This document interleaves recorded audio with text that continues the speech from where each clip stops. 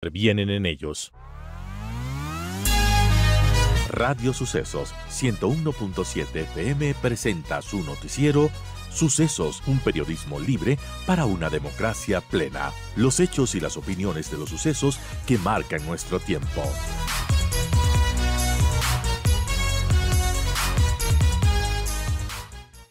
Damos la bienvenida a Jorge Peñafiel, ex asambleísta, y quien ha conversado en estos micrófonos y ha dicho que está a favor de una constituyente. Ahora que las reglas del juego están marcadas, Jorge, ¿qué nos puede decir de este proceso? ¿Qué esperar? Y bueno, usted va a participar, ¿cómo construye? ¿Qué podemos decir? Bienvenido, Jorge, gracias por acompañarnos. Querida Verónica, qué gusto saludarte, qué gusto estar aquí contigo. Un saludo a toda la audiencia. Bueno, creo que las cartas están echadas. El país va a decidir si quiere ir a una asamblea constituyente o si es que efectivamente nos quedamos con la actual constitución. Y sobre esos elementos hay que mencionar algunas cosas importantes. Uno, necesitamos claridad sobre todos los ecuatorianos y los ciudadanos sobre las reformas que se van a hacer en la constituyente y al menos de parte de mí y del sector democrático, digamos, del país, queremos hacer una nueva constitución que incluyan valores democráticos, republicanos y que permita la división de poderes de manera absoluta, de manera respetuosa, para evitar los hiperpresidencialismos, para evitar el exceso. Y además, una herramienta fundamental para combatir el crimen organizado, que es lo que en este momento nos está impidiendo desarrollarnos como país. Ahora, ¿qué temas de fondo se podría pensar que puede plantearse en la nueva Carta Magna si es que, bueno, los ecuatorianos decidimos a la final en las urnas que queremos una nueva constitución? Yo creo que hay algunos temas y creo que los más importantes se refieren a la reforma política. Primera reforma fundamental, eliminación del Consejo de Participación Ciudadana, una reforma para organizaciones políticas para que efectivamente representen debidamente a la ciudadanía y no sean solamente vehículos electorales de alquiler. De igual manera, necesitamos eliminar la facultad disciplinaria del Consejo de la Judicatura para evitar la influencia de la política en la justicia y que la justicia sea independiente verdaderamente. Necesitamos reformar a nivel de la justicia el tema de la justicia constitucional de manera clara y objetiva, para qué tipo de justicia y derechos sí sirve y para cuáles no sirve, porque eso también hay que decirlo. La justicia constitucional en el país ha funcionado también para ser una herramienta de impunidad de ciertos sectores políticos, de ciertos sectores que se riñen contra la justicia, contra la ley y que no merecen tener ese tipo de beneficios. Necesitamos reforma económica, evidentemente. Necesitamos que en el país se abra al mercado mundial, al mercado internacional, para que podamos competir en igualdad de condiciones con otros estados, con otros espacios, y creo que por ese lado vamos a tener al menos la posibilidad de desarrollarnos en unos 15 a 20 años, que es lo que aproximadamente duran las constituciones en el Ecuador. Luego, obviamente, otras reformas, la ciudadanía universal, eliminarla, finalmente darle seguridad a la gente para que tenga eliminar esto de la educación trans y de las ideologías de estas exageradas que definitivamente no han aportado al país de ninguna manera. Ese tipo de reformas es lo que la constituyente tiene que tratar y tiene que reformar. Por lo tanto, claro que sí, el movimiento construye y mi persona tendremos y necesitamos estar presentes, no sé si como de candidato, porque eso lo definen las instancias internas de la organización, pero el proceso constituyente tenemos que formar parte no solo como profesional, sino también como un ciudadano que quiere cambios positivos para el país, que se ve representado y se ve viviendo en este país por mucho más tiempo. Bueno, veamos qué sucede porque veo algunas ya coincidencias bueno, personas que hemos entrevistado aquí en estos micrófonos que dicen que es necesario estas reformas políticas de las que usted se refiere, Jorge, por ejemplo, cambiar el tema del Consejo de Participación Ciudadana. Hay quienes también, por ejemplo, plantean una asamblea bicameral, en fin, también volver lo que de alguna manera tuvimos en constituciones anteriores, por ejemplo, eliminar el Consejo de la Judicatura. ¿Qué se podría rescatar, por ejemplo, de constituciones anteriores que funcionaron? ¿Qué eliminar de esta definitivamente que no ha servido y qué proponer de nuevo también? Bueno, de lo que podemos, digamos, rescatar de las anteriores constituciones, creo yo, en principio, los tres poderes del Estado, eliminar estas, digamos, entelequias creadas por la Constitución, como los poderes de electoral, el poder de transparencia y control social, que de nada han servido al país, sino más bien dicho, todo lo contrario, lo han perjudicado. Tenemos que rescatar de otras constituciones con claridad el Estado de Derecho, ya evitar esta interpretación constitucional que lo que ha causado es decir el todo y al mismo tiempo decir el nada, tener una constitución que beneficia finalmente a ciertos sectores políticos, el hiperpresidencialismo, eliminarlo. Es decir, hay mucho por hacer. Lo que se necesita es claridad en las reformas. A nivel de organización y a nivel propio, estamos preparando una propuesta profunda para reforma política para ser sometida eventualmente, si así gana la constituyente, pues eventualmente proponerle el país. Obviamente, eso pasa por hacer acuerdos políticos y con algo muy importante, querida Verónica. El país ya no puede someterse a este tipo de asambleístas garabateros que van allá a la asamblea a hacer y deshacer de sí mismo y de sus intereses todo, eliminar los asambleístas que no hacen nada.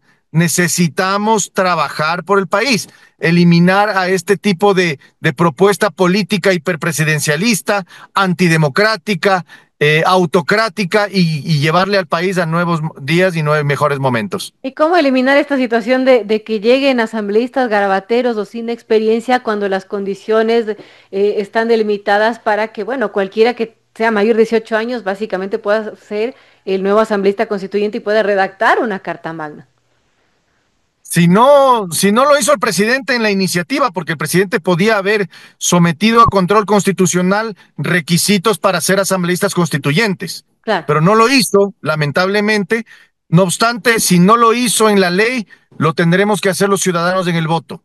Elegir a los asambleístas mejor capacitados, aquellos que tienen experiencia, que tienen conocimiento, que ya han hecho este trabajo antes y que también conocen cómo se realiza y que tienen la capacidad profesional, la capacidad de representación, la experiencia para hacerlo. Eso tendrá que hacerlo ya el ciudadano en el momento del voto. Pero sí, hay que decir, no al populismo, que es lo que realmente le ha traído al país donde está. El populismo de izquierda y de derecha, aquel populismo que pone candidatos solo porque son populares, solo porque tienen seguidores en las redes sociales, solo porque aparecen en la televisión o en la radio. Ese tipo de personas no deberían ser asambleístas constituyentes. Hay que decirle a la ciudadanía que el asambleísta constituyente es el asambleísta más importante en la historia, porque es el que realmente asegura estabilidad, el que realmente asegura democracia, el que realmente asegura valores y pilares fundamentales para el desarrollo. Eso impreso dentro de la nueva constitución va a ser y debería ser el objetivo de todos quienes pretendan ser candidatos. Doctor Peñafiel, un gusto saludarlo, soy Andrés Vázquez. Quiero consultarle, si vemos cuál es el récord histórico de más constituciones en el mundo, países como Haití, Venezuela, Bolivia, Nicaragua y otros en realidad en vías de desarrollo, se contrastan con los países que nunca han reformado su constitución o que nunca han cambiado o llamado una asamblea constituyente, como el caso de Bélgica, Italia, Estados Unidos, Noruega, Suecia, Australia. Entonces, ¿por qué tenemos que volver a cambiar? Esa yo no sé si sea la mejor alternativa. ¿Por qué no había una manera de reformar lo que tengamos que reformar vía reforma parcial de la Constitución, vía asamblea, en otro medio? ¿Cree usted que cambiando la Constitución vamos a resolver los problemas de los ciudadanos? Querido Andrés, qué gusto saludarte. Igualmente, un abrazo. A ver, no es comparable las sociedades que tú mencionaste con la sociedad ecuatoriana y de la región incluso. Tenemos procesos históricos y sociales completamente diferentes. Y no te digo que es correcto hacer una constitución o reformar la constitución o hacer nueva asamblea constituyente cada 10 o 15 años. Pero esa es la tradición nuestra. Y hay que ser honestos. Yo qué mejor no quisiera que una constitución se apruebe y nunca más se reforme. pero las sociedades cambian, las sociedades modifican. Y claro, hay cosas que la Constitución del 2008, de la de Montecristi, no se pueden hacer por vía reforma ni por vía enmienda, sino que tienen que necesariamente hacerse a través de Asamblea Constituyente. Eso lo dice la propia Constitución del 2008. Entonces, qué mejor que para mí se haga una enmienda, una reforma, y con eso resolver los problemas. Pero el Ecuador es mucho más profundo y complejo de comprender. Somos una sociedad multifacética, multidiversa, verdaderamente compleja de gobernar. Por eso es que existen estos procesos cada vez y cuando. Y claro, ya habiendo reglas para la reforma política, para la reforma de la Constitución, tenemos que seguir esas normas. Y actualmente la reforma profunda de la Constitución merece una asamblea constituyente porque así lo dice la propia Constitución. Entonces, me dices tú, ¿es correcto que se enmiende y que se modifique la Constitución con asamblea constituyente cada 10 o 15 años? No me gusta, pero esa es la verdadera realidad en la que vivimos. No es lo mejor. Es más o menos lo que hay, y también lo dice la Constitución. O sea, claro, qué mejor tener una sola constitución y solamente enmendarla como en los Estados Unidos. Pero la sociedad estadounidense es completamente diferente, es más homogénea, se genera y nace de un proceso social diferente. Nuestra sociedad es una sociedad conquistada desde el indigenismo, luego vino la colonia, luego vinieron las propuestas democráticas y republicanas que también han traído propuestas positivas. Yo creo que toda la consolidación de la sociedad ecuatoriana nos lleva a pensar que no hay forma de reformar la Constitución si no es poniéndonos de acuerdo todos una vez más, lamentablemente, porque esa es la realidad política y social que vive el Ecuador. Ahora una pregunta final, Jorge, tiene que ver, ¿es el momento? Porque claro, ahora estamos viviendo ahora mismo una tensión por un quinto día de paro nacional y claro, es un momento difícil para hablar, dialogar, ponerse de acuerdo.